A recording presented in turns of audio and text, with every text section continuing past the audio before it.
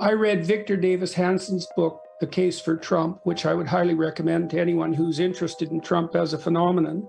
And he pointed out, and I think quite rightly, and this is something for those who are sensible on the left to give some consideration to, that the Democrats, especially under Clinton, but it started with Obama, abandoned the American working class, regarded them essentially as deplorables, which is exactly the same thing that happened in Canada under Trudeau and Jagmeet Singh, and they turned to Trump. And it's not as if people don't understand that Trump is a bull in a china shop. And I think Robert F. Kennedy is in some ways the same sort of character, but they're actually calling for a bull in the china shop because increasingly people don't trust the overarching centralized institutions that have become too gigantic. You made reference earlier to the fact that there's no necessary reason for us to assume that the internet communication system and information exchange system that we've set up would necessarily tilt towards decentralization and universalization. I think that's absolutely true. It's very difficult to stop a political system from becoming tyrannical. That's the Tower of Babel situation, let's say, or degenerating into chaos. You know, we've seen that with online games.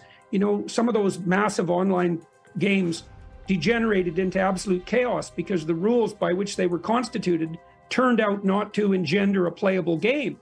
And we have no idea if the internet communication system we set up is actually a playable game. There is a clamor for unity, particularly on the side of the people who are fear-mongering with the apocalypse, and they're trying to compel a unity with terror. And to me, that's a hallmark of tyranny. I think tyrants always use fear to compel unity. What you need to do instead is to provide a unifying vision that people can adopt voluntarily.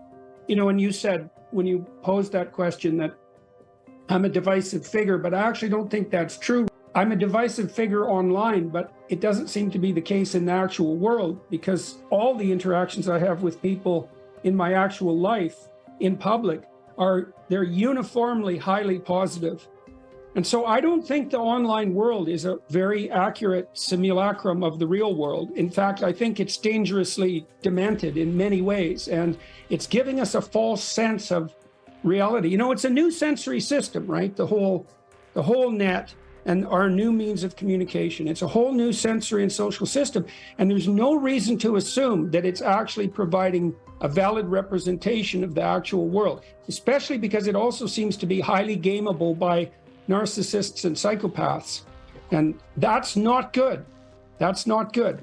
Now, I believe that it's out of iterative interactions that fundamental morality emerges. And there's plenty of game theory that indicates precisely that. Now, see what happens to psychopaths and predators and parasites is that they sacrifice the possibility of a long-term relationship for immediate gratification.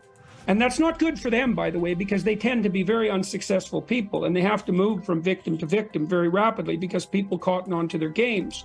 But they're not bounded by that necessity of responsible, iterated interaction, you know, the same necessity that would govern you if you were in a long-term committed relationship or the relationship that you have with your children. And it's out of that that morality springs. Now, if you eradicate that necessity, you disinhibit the psychopaths now, and the predators and the parasites. Now, here's why this is such a major problem, and it might be a deadly problem. Now, the online communication systems facilitate the parasites, and you don't need that many of them to take a society down. You know, like the real radical types who would rather dance around in the chaos and who are in it only for their immediate self-gratification. They're a very small percentage of the population. Clinical data indicates about 3%. But the problem with that is that if they have free rein, they can take everything down. Like they did that in the Russian Revolution, for example. This happens.